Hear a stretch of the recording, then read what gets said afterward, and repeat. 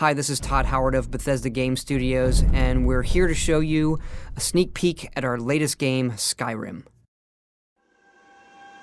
Each time we do a new Elder Scrolls game, we like to start fresh, and Skyrim is no different. Coming off of Oblivion, and then the team did Fallout 3, we had a huge list of things we knew we wanted to do technically with the current generation of hardware and PCs to bring a virtual fantasy world to life. So we've rewritten the render, we've rewritten all the gameplay, the scripting language, the faces, the foliage, and all this comes together in our new engine we call the Creation Engine.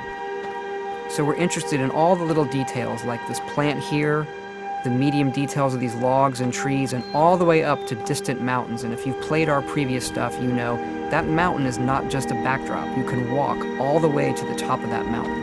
And it's a huge world. Like our previous games, you can create any kind of character you want and then go do what you want. The game's primarily designed as a first-person game, but you can also play in third person.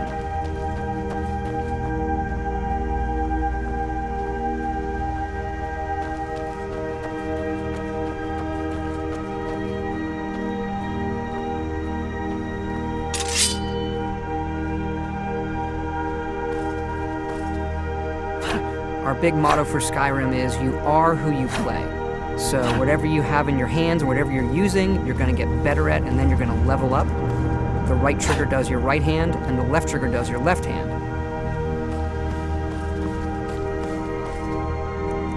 And you could put either a weapon or a spell.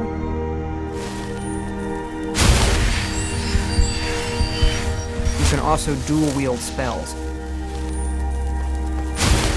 What's really cool here is, if you put the same spell in both hands and pull both triggers, you can get a bigger, more powerful version of that spell. Up here we have standing stones. There are 13 of these throughout Skyrim's landscape, and they give you special abilities, but you can only have one of these active at a time.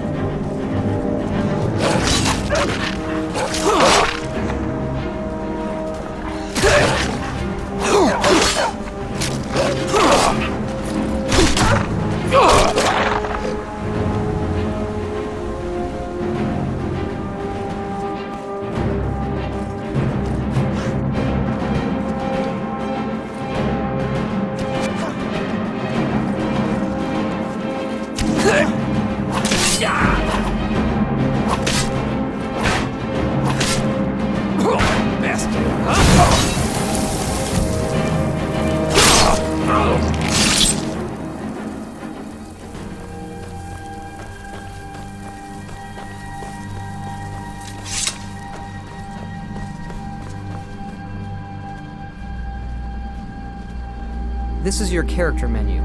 Here you can see all your items, not just what they do stat-wise, but also what they look like. Each of the thousands of objects you can find can be zoomed in, rotated, and looked at in high detail.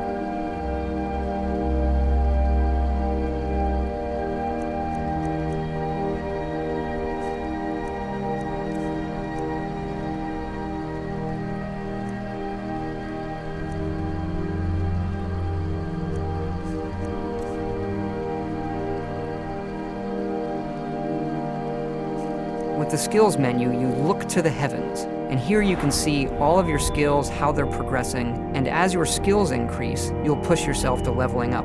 The higher the skill, the more it affects your level progress. And when you level up, you get to pick a perk. Each of these skills has its own perk tree.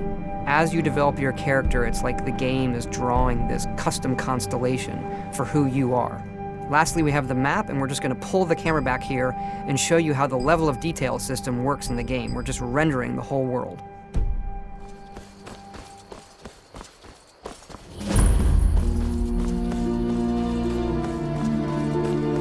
dragon! I saw a dragon! What? What is it now, Mother? You keep on like this, everyone in town will think you're crazy. I got better than Ain't every day we get visitors in Riverwood. Gerda's family first settled here as woodcutters a few generations ago. She and Hod run the mill. I make a decent living sharpening axes and fixing the sawmill.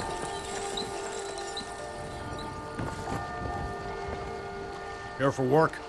Get an axe. And bring me all the wood you can chop.